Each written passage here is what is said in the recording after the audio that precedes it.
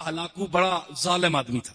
اللہ کے جو کھیل ہے اور کس سیکنڈ میں وہ بدلتا ہے اور مظلوم کی آہ پہنچتی ہے. دیکھیے آپ, یہ ظالم اتنا تھا کہ اس نے بغداد پر حملہ کیا تو ہزاروں لاکھوں حتیٰ کہ نجم الدین کبرا جیسے ولی کامل کو شہید کر دیا. اور ان کی وفاداری دیکھیے کہ اس کو پتا تھا اللہ کا مقبول ہے, تو اللہ کی بارگاہ میں اس نے اگر بددعا دی تو مجھے شاید مار ہی نہ دے اللہ. اس نے پہلے کہلا کر بھیجا, نجم الدین کبرا میں بغداد پر حملہ کرنے والا ہوں, بہتر ہے کہ آپ یہاں سے نکل جائیں, میں بغداد پورے کو تہہ تیک کروں گا. حضرت نجم الدین کبرا نے بھی فرمایا, ہلاکو میں ایک اللہ کا عاجز بندہ ہوں, میں نے اس شہر میں بغداد کے شہر میں 40-50 سال ان لوگوں کے ساتھ گزارے ہیں. یہ وفا کے خلاف ہے کہ آج تو مجھے بچا کر لے جائے اور ان کو مار دے, میں ان کے ساتھ مروں گا, اگر چھوڑے گا تو ان کو بھی چھوڑے گا, نہیں تو میں بھی مروں گا. ظالم تھا, اس نے حضرت نجم الدین کبرا کو بھی شہید کر دیا. یہ وہ نجم الدین کبرا ہیں جو امام راضی کے مرنے کے وقت اس کے قبر سرانے پہنچے, جب شیطان نے امام راضی کو ورغلا دیا تھا اور 360 دلیلیں امام راضی نے اللہ کے وجود پر دی تھی جی, تو اخیر شیطان نے غالب آ گیا, شیطان, امام راضی چپ ہو گیا. تو ان دنوں امام راضی جو ہے کتابوں کو چھوڑ کر دنیا معرفت میں اور اللہ کے مقبولوں کے ساتھ ان کا رابطہ ہو گیا تھا, اور ملاقات ہوئی تھی تو یوں خیال کیا کہ نجم الدین کبرا آج تو کہاں ہے. شیخ حاضر ہو گئے سرانے پر, غزالی راضی زمان کا آخری ٹائم, شیطان غالب ہو رہا ہے, راضی کی 300-350 دلیلیں رد کر چکا ہے. تو آئے تو نجم الدین کبرا نے دیکھا جب راضی کی سانس نکلنے والی ہے, شیطان کا غلبہ ہے, وہ غالب آ چکا ہے, تو حضرت نجم الدین کبرا نے فرمایا کہ راضی 350 دلیلیں تیری رد ہو گئی ہیں, او چلے انو آنکھ کہ میں اللہ نو بلا دلیل مننا. جب ابلیس نے ان کی بات سنی تو بھاگ گیا, اب اس کا تو کوئی جواب ہی نہیں تھا. یہ وہ نجم الدین کبرا ہے. ہلاکو نے, اس کی عادت تھی کہ جاتے جاتے آدمی کو پکڑ لیتا تھا اور اس کو مار دیتا تھا, اس کے تڑپنے کا مزہ لیتا تھا. اتنا ظالم تھا, شقی القلب تھا. کوئی سودا سلب لینے جا رہا ہے بازار میں, نہ کوئی اس نے کام کیا, نہ کوئی گناہ کیا, نہ کوئی جرم کیا, بس پکڑ کے 50-60 آدمی کو گھوڑے پہ بیٹھ جاتا تھا اور یہ تماشا لگاتا تھا. یہ مرتا کس طرح ہے, جان کس طرح نکلتی ہے, وہ کھیلتا تھا اور مسکراتا تھا. یہاں حافظ جلیل حسن مانک پوری کا ایک شعر یاد آیا, میں واقعہ آگے بیان کروں گا, لیکن اب مجھے شعر کہتا ہے کہ مجھے پڑھ کے ہی چھوڑ. تیغ رکھ رکھ کے گلے پر وہ ہٹا لیتے ہیں, تیغ رکھ رکھ کے گلے پر وہ ہٹا لے, وہ ہٹا لیتے ہیں. طائرے جاں کے پھڑکنے کا مزہ لیتے ہیں, طائرے جاں کے پھڑکنے کا مزہ لے. تیغ رکھ رکھ کے گلے پر وہ ہٹا لیتے ہیں, طائرے جاں کے پھڑکنے کا مزہ لیتا تھا ہلاکو. ایک دن اس نے ایسا کیا کہ 2-3 قطاریں آدمیوں کی کھڑی کر دی اور جلاد سے کہا ان کے سر قلم کرو. اب جناب کسی نے سودا اٹھایا ہوا ہے, کسی نے کوئی پیاز اٹھائے ہوا ہے, کسی نے مرچیں, گھر میں جا رہے تھے لوگ جس طرح بازار میں جاتے ہیں. انہوں نے کہا کس گناہ میں ہمیں مار. اس نے کہا بس دیکھو ہلاکو سامنے کھڑا ہے گھوڑے پہ, اس کے ہاتھ میں ایک نیمبو تھا, اس سے کھیل رہا تھا. اچھا اب اگلی صف جو مرنی شروع ہوئی, ایک کا سر گیا, دوسرے کا, تیسرے کا. صف پہلی, ایک بوڑھا آدمی آخر میں کھڑا تھا.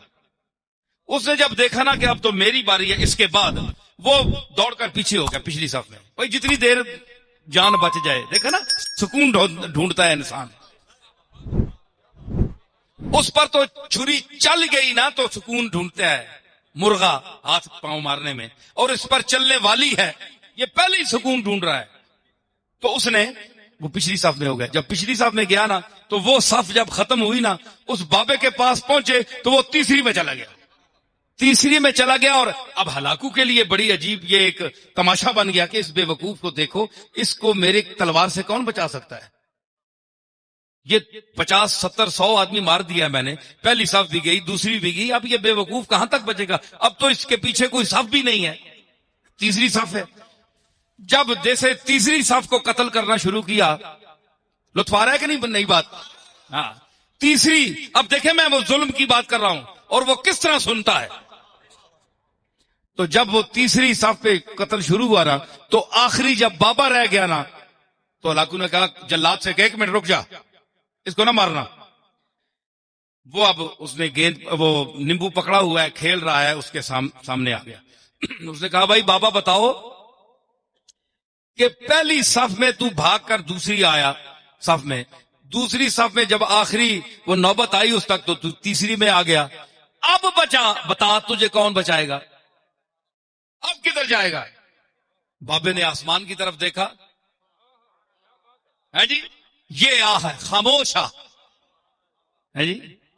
شاعر کہتا ہے کہ مردم بزباں کنند فریاد، فارسی شاعر ہے 700-800 سال پہلے کا، کہ لوگ تو زبان سے فریاد کرتے ہیں، زبان سے کوئی لفظ ادا کر فریاد کرتے ہیں۔ فریاد سے بے زبانی ہے من، میری بے زبانی کے پر میں فریاد کرتا ہوں کہ میں بول بھی نہیں سکتا، فریاد کیسے کروں؟ تو اس نے کہا اب بتاؤ، اب تمہیں کون بچائے گا؟ وہ خاموش فریاد جب آسمان کی طرف دیکھا تو اس نے کہا میں نے تو پہلی صف کو اس لیے چھوڑا کہ شاید میں دوسری میں بچ جاؤں، دوسری کو اس لیے چھوڑا تاکہ تیسری میں بچ جاؤں۔ اور اس نے کہا کیسے بچ سکتے ہو؟ اس نے کہا کہ وہ چاہے تو ایک لمحے میں انقلاب آ سکتا ہے، یوں اسے کیا نا۔ تو اس نے کہا کیسے؟ ہلاکو نے کہا کیسے؟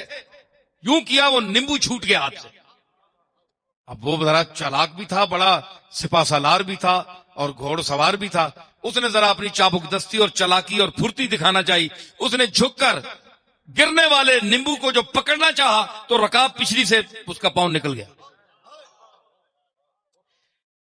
یہ منظر دیکھ کر گھوڑا بھاگ گیا، بھاگ نکلا، بھاگا، وہ دوبارہ رکاب میں پاؤں نہ ڈال سکا، یہاں تک کہ ہلاکو وہاں گر گیا اور اس کا سر پٹک پٹک پٹک کے وہی مر گیا۔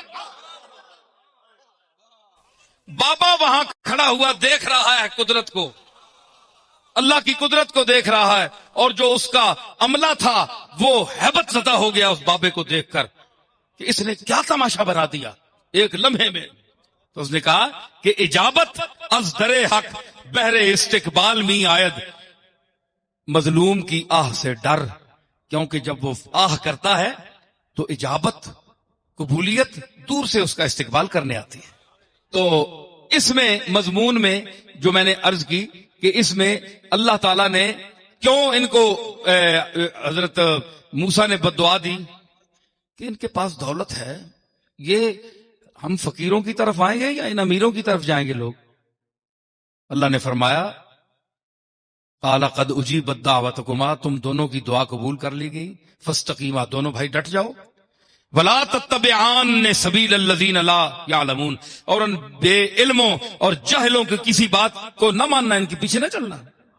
ان فرعون علا فی الارض وجعل اہلہا شیعا یستضعف طائفۃ منہم یذبح ابناءہم ویستحیی نساءہم انہ کان من المفسدین۔ فرعون نے گردن اٹھائی، پیسے اور دولت اور گھمنڈ میں آ کر اس نے گردن اٹھائی کہ میں بڑا ہوں، کون ہے موسیٰ اور کون ہے ہارون۔ بچوں کو ذبح کیا، لڑکیوں کو چھوڑ دیتا تھا، فرمایا وہ فسادی تھا، فساد، اس نے گردن اٹھائی، زمین میری، مالک میں، یہ کون ہے؟ یہ تو زمین پر چلنے والا ہے، اس کو میں نے طاقت دی ہے، یہ جو سب کچھ دیا ہے اس کو میں نے دیا ہے، میں نے پیغام بھیجا اس کو جھٹلا دیا، اتنا تکبر، اتنی بڑائی۔ فرمایا وَنُرِيدُ أَن نَّمُنَّ عَلَى الَّذِينَ اسْتُضْعِفُوا فِي الْأَرْضِ وَنَجْعَلَهُمْ أَئِمَّةً وَنَجْعَلَهُمُ الْوَارِثِينَ۔ ادھر فرعون کو اپنے گھمنڈ، مال کا، دولت کا، پیسے کا، کوٹھیوں کا، محلوں کا، اور فرمایا وَنُرِيدُ، ادھر چل رہا تھا، وَنُرِيدُ، اور ہمارا کیا ارادہ بن رہا تھا، وَنُرِيدُ، اور ہمارا ارادہ کیا تھا، أَن نَمُنَّ عَلَى الَّذِينَ اسْتُضْعِفُوا فِي الْأَرْضِ، ہم احسان کریں ان پر جن کو زبردستی ضعیف اور کمزور بنا دیا گیا زمین میں. موسیٰ کو، ان کی قوم کو زبردستی معاشی تنگی دے کر، تمام وسائل چھین کر ان کو محتاج بنا دیا. ان کے پاس کوئی پیسہ نہیں ہے، کچھ بھی نہیں ہے، سب کچھ فرعون لے گیا. اپنے رشتہ داروں کو سردار بنا دیا جو ان کو ماننے والے تھے، جو اس کو خدا مانتے تھے، اور ان کو ضعیف کر دیا، کمزور کر دیا. استضعفوا فی الارض، استضعفوا نہیں ہے کہ یہ خود کمزور ہو گئے، نہیں، استضعفوا فی الارض، ان کو کمزور کیا گیا